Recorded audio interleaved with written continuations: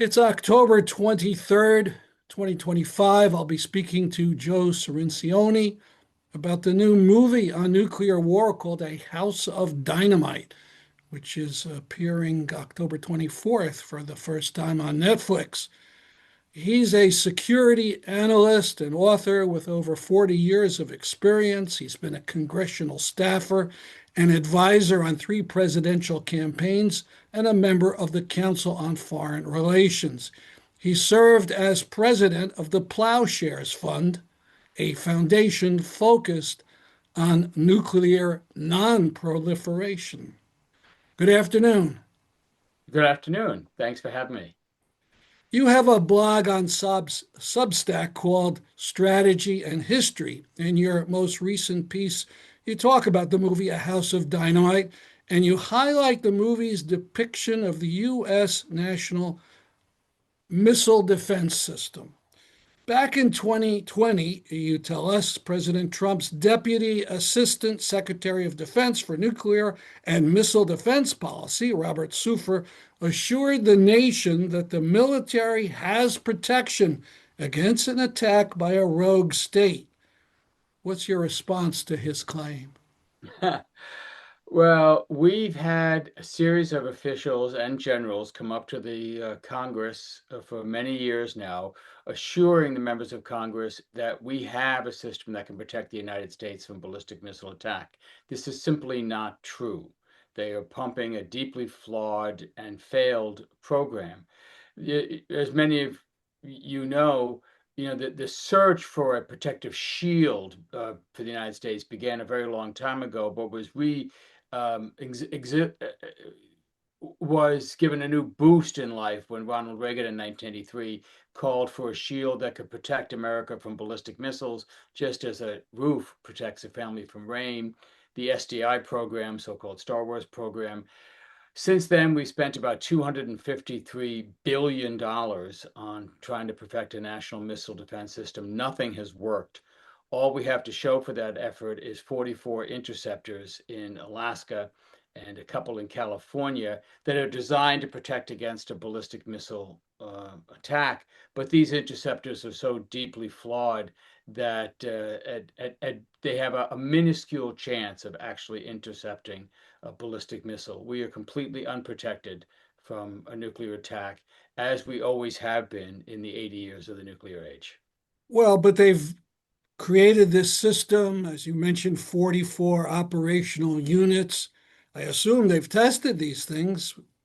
They have sporadically. The last test was conducted in December 2023. The one before that was in 2020. The one before that in 2019. I mean, they just don't test them very much. There's been 20 total tests, and in those 20 total tests of this system, half the time, 11 times, they've actually hit the target. These are carefully scripted tests. They know exactly where the warhead is coming in, what its trajectory is, what it looks like. They even have a transponder on the warhead to tell the interceptor, here I am, come get me. And even in these highly scripted tests, it only works half the time. That's staggering. I mean, we're talking about, end of the world or end of the United States situations. Well, it's an extremely difficult technological mission, and for years we've been sold a bill of goods that yeah, we can do this. We're America, right? And we can do anything we put our mind to. No, no.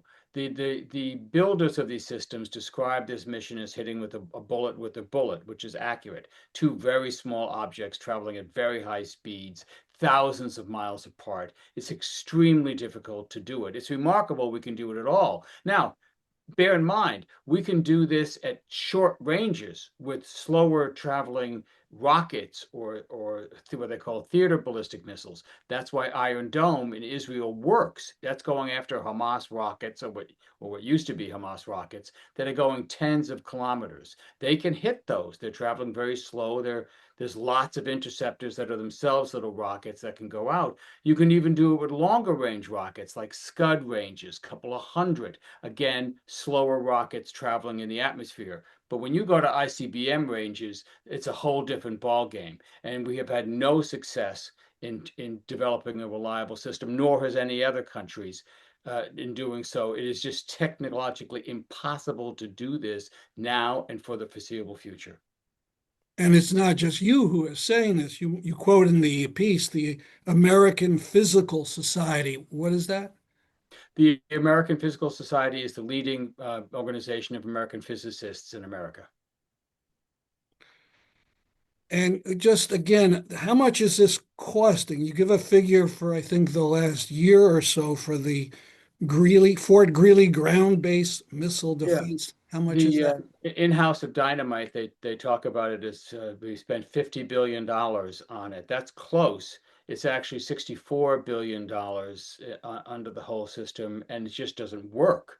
Now, the Golden Dome, which Donald Trump is proposing we replace it, tries to overcome the problems of trying to hit a bullet with a bullet. A ground-based interceptor going up to intercept a warhead coming in at mid-course by placing weapon satellites in space, thousands of weapon satellites in space, and supposedly these little rockets can hit the warheads as they get closer to them, or can even do what they call boost phase intercept, hit the enemy rocket as it's arising. But that itself is an old idea. The SDI program tried this out in the 80s and 90s. It failed. Again, technologically impossible. And one of the reasons is just how many of satellites it takes to do this.